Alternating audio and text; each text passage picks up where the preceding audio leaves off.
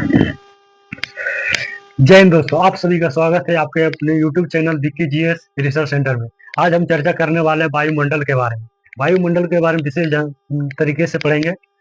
उसके बाद यह भी बताएंगे कि जहाज जो है किस मंडल में उड़ती है और कितनी ऊंचाई पर उड़ती है, और हम जो सांस लेते हैं किस मंडल में सांस लेते हैं, मनुष्य किस मंडल में रहता है, विशेष चर्चा करेंगे। आइए समझते हैं, एक एक पॉइंट समझते हैं। जैसे पृथ्वी सतह जो है, यहाँ से लेकर 6 मंडल की इसकी लगभग ऊंचाई जो है, औसत ऊंचाई 13 किलोमीटर है।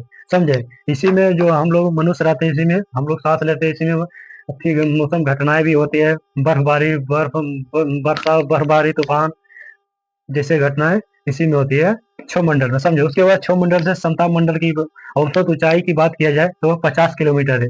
इसी में हवाई जहाज उड़ते हैं, 30 से 40 हजार फीट में इसी उड़ती है हवाई जहाज। उसके बाद समताप मंडल से मध्य मंडल की भी औसत ऊंचाई 80 किलोमीटर है।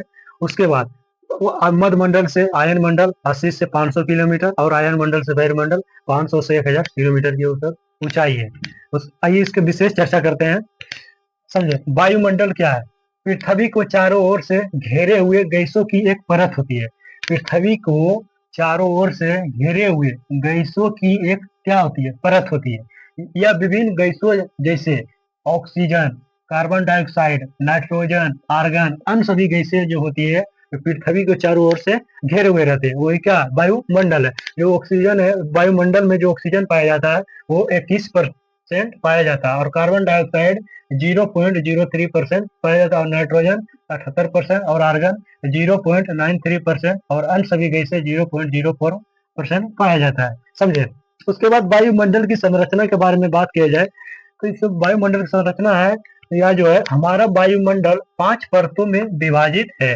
समझे? वायुमंडल जो है 5 परत में विभाजित है, पांच पांच भाग में बांटा गया वायुमंडल को।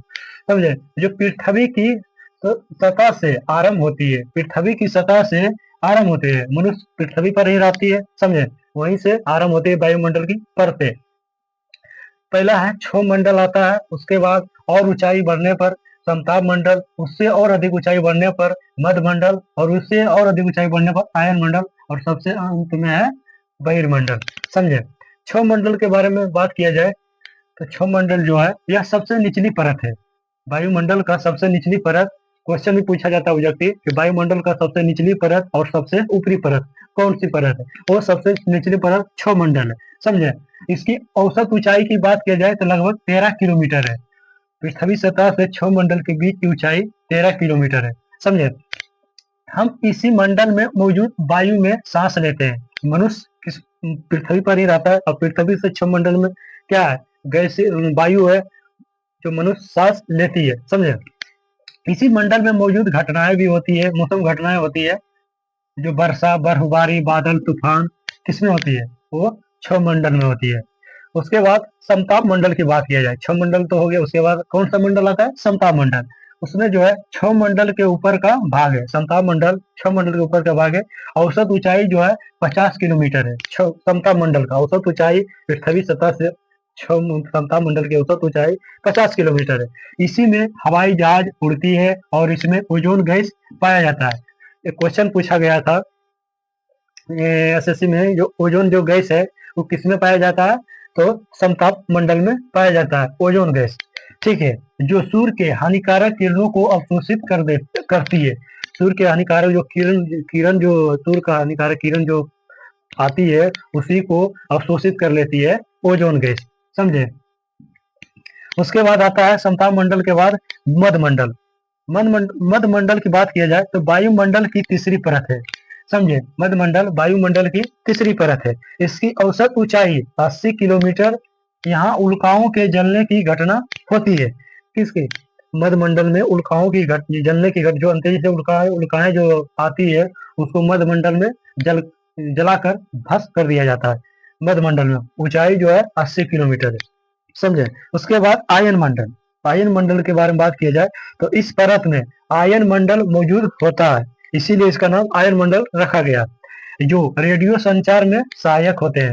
रेडियो संचार, रेडियो तरंगे जो छोड़ती है, जो पृथ्वी से रेडियो तरंगे जो जाती है अंतरिक्ष में, उसके बाद अंतरिक्ष में जो कहाँ? आयन मंडल में, वहीं से रेडियो तरंगे परावर्तित होकर फिर पृथ्वी पर वापस आती है। समझे?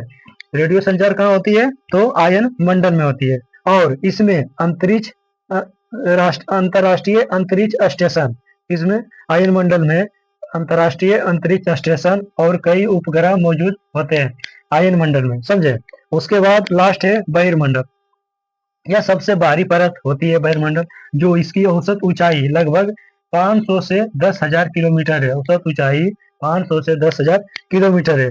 इसमें हवा के अणु बहुत कम होते हैं और यह धीरे धीरे अंतरिक्ष में मिल जाते हैं। जो भी कुछ हवा का अणु होता है, जैसे कोई भी गैस होती है, हीलियम, हाइड्रोजन, ये सब धीरे धीरे कहाँ पिघल कर चल जाती है? अंतरिक्ष में पिघल कर चल जाती है। इसमें मुख्य रूप से हीलियम होती है और हाइड्रोजन गैस पाई जाती है। किसमें? बहिर्मंडल में। आई होप आप लोग कुछ समझे होंगे। फिर मिलेंगे नेक्स्ट क्लास में, जब तक के लिए जय हिंद।